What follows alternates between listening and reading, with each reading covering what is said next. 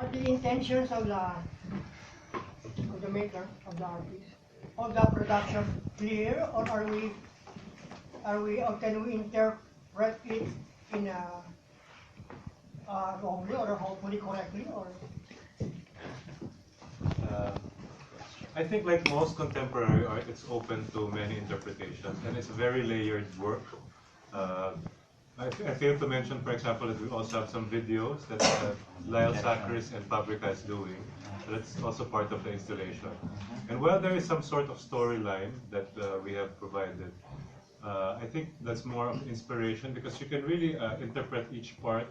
And I think Red is also doing like a very massive canvas that maybe when we see it from a distance, but of course you'll focus on different things. So maybe that will lead to a different interpretation of the work. But I guess ultimately the idea of liberation from the body is the goal. And to achieve that through a lot of violence, the process of life, medical problems and all of that. But ultimately the liberation of the body. Yes, Paul. Who really created the storyline for this piece? Because it touches both mortality and immortality. Yes. So was that the original concept, or it just came about in the creation? In terms of creating the ballet, so very unusual now because we have the artwork, but we're very lucky to work with people who work very closely with Gabby, like Erwin. Erwin has been working with him in his past few exhibitions as well. Erwin is a great producer of music as well, so he's actually some sort of creative consultant for this. So that was probably the first layer, but also there's a collaboration with the choreographer himself. So like the idea of the twins is a new thing that Reda was inspired by from the artwork and also the dancers themselves. It was in choosing the characters that he said, maybe I'll give the opportunity for these two guys. So in that way, some sort of dialogue. Also with Gabby, yes. A question for the dancers. How did you? What was your first impression when you saw the marriage or fusion of the two arts? What came to your mind? And the second question is when you are actually expressing it. How it goes in your head. I'm just curious.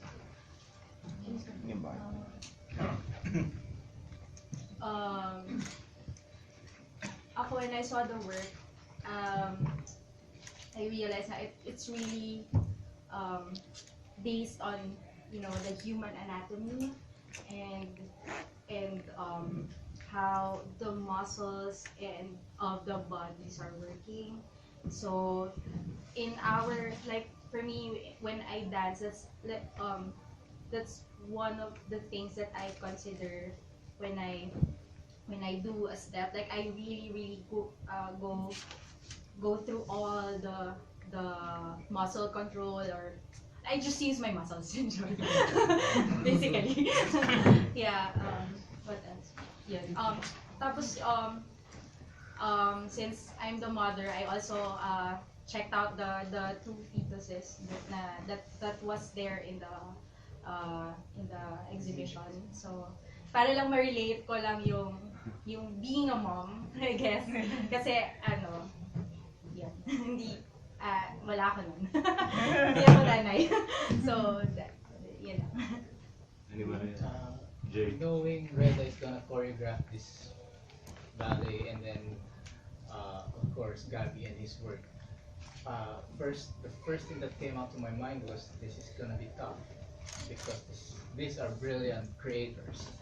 And then coming from a Christmas vacation when you have those fans, it's gonna be tough to, like Reda said, that's why one of the reasons why he wanted no aircon in the rehearsal hall is for us to sweat, because we understand that Gabby's work is so physical, and then we have dancers also has to show their physicality and their dance. But the emotions comes first, and then from that emotion, translate it into your physicality. And then that's Reda's work. And then from the work of Gabby, just fuse into, I don't know what's going to happen in 3 more weeks. I wanted to point out also that Reda chose to work with just about 17 dancers. Usually in the company we have about 40 dancers. So every one of them is pinag-isipan niya talaga nakasali sila and they have a special partner. You know, it's part of his conception. So for the dancers, that's very special.